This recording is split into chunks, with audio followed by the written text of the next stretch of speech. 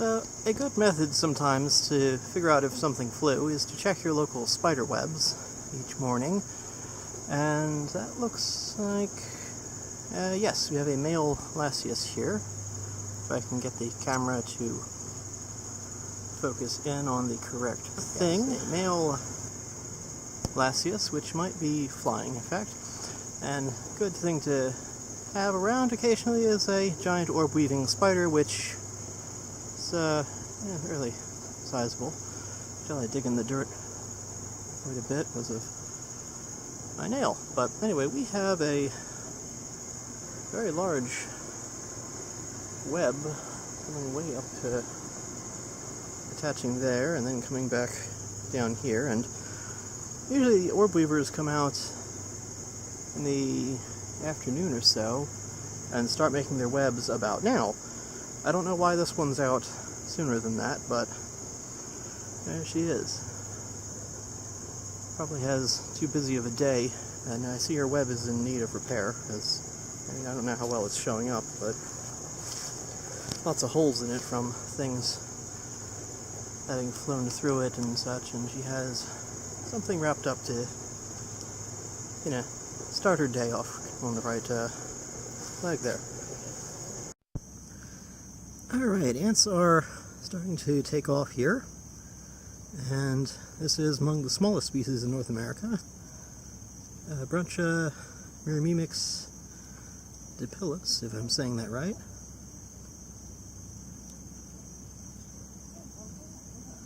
They are flying alongside Lasius New Niger, which I hope to find.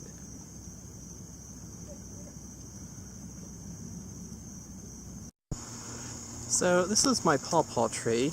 I think the cultivar is sunflower. I could be wrong on that. I think I bought it from Rain Tree Nursery, and I've been trying to grow PawPaws for years. I finally found a spot where they like to grow, and for the longest time I was just putting two trees next to each other, and I thought, aha, finally. I got them to survive the year and establish. And then I found out, well, this one started flowering last year, and this year it flowered great. And the second tree I had next to it, though, turned out to not be a PawPaw at all. It started flowering, and I realized, oh no, it's a persimmon, which I thought the leaves looked different because it was a some sort of issue there. So this one might be semi-self-fertile. There's about 12 fruits on this tree that's about 12 feet tall, maybe verging on 15. But anyway, kind of funny thing is I started noticing as the fruit ripens, all the lower branches started to crack or bend down from animals and things. Taking an interest in the fruit. Nothing has disappeared so far, as I can tell. But these should ripen, and hopefully I'll be able to taste what a PawPaw tastes like for the first time. And hopefully, most of the fruit is down in this bottom tier. But up top here, I can climb on top of the table real fast. Here we have about 4 or 5 fruits up there. So hopefully, if the animals get all the lower stuff, I'll still be able to get that. Or I'm going to come out here one day and find the whole tree just, tipped to the side or something. But anyway, PawPaws. It's one of North America's native fruits. They're forgotten fruit trees. So I'm eager to taste that. If I'm able to, I will do like a vlog or something of me tasting a PawPaw for the first time. Telling when they're ripe. I believe it's something to do. I saw a tip online. You're supposed to. The fruit is supposed to produce an odor of some sort. So I will let you know when that happens. Hopefully, it's like late September and early October that they start to ripen, depending on the cultivar. But I'm really excited about this. So anyway, PawPaws. Big tropical leaves, and stuff eats them too.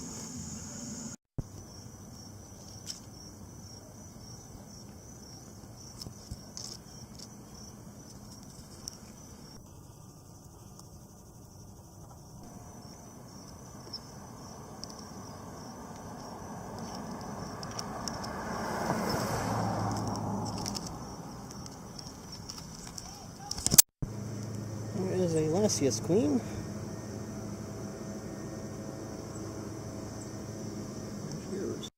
So Lasius actually made the news today and yesterday about giant gnats and swarms of ants flying.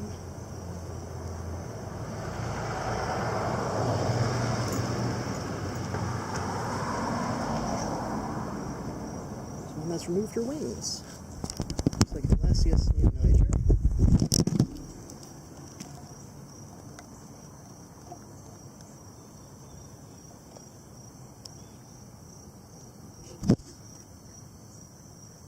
Yes, I would say that's Lasius neoniger, a slightly brownish tone here. Sorry. My person walker wants to find more. And this would be a nest of Lasius neoniger right here between the pavement and someone's lawn, and you can see they're sending out queens now. It's mid to late afternoon. The sun has already gone down from the horizon, and their colony extends a bit down the pavement here.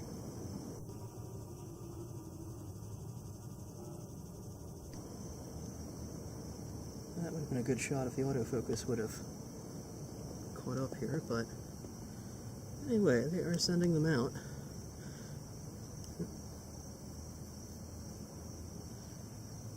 Not the best flyers, but there they are. This would be a male Lasius, which are a little bit big for male ants, but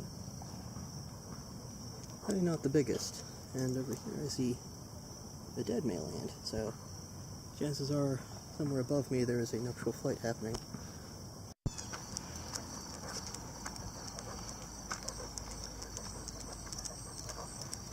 This house is abandoned.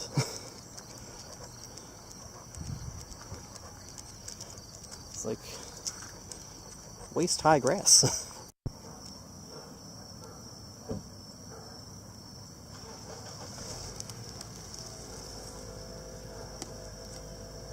And there she goes. Well, I did get the taste of PawPaw, but the others have all fallen off of the tree where the ants have found them. These are winter ants, which are becoming more active now that we get colder weather again. And I have to say, these things, they smell amazing when they're ripe, and even when they're not ripe, they smell amazing. It's kind of like bananas and oranges. It's a really strong fragrance of those. Eating an unripe one, I found, tastes more like a cantaloupe with banana in it, but a fully ripe one tastes more like a really sweet banana without the cantaloupe flavor. They're really good, and it's kind of a shame because I have other ones here, but they didn't really make it. I'm back here at night, and the ants are still at it, though not as prolifically as they were this morning, because it is also raining here. There's lots of Aphanigaster there, just crawled under things. Lots of interesting stuff going on here. The flesh to this fruit is intended to be consumed by animals, but the ants are actually have a picture or two where they're actually biting it up and removing it.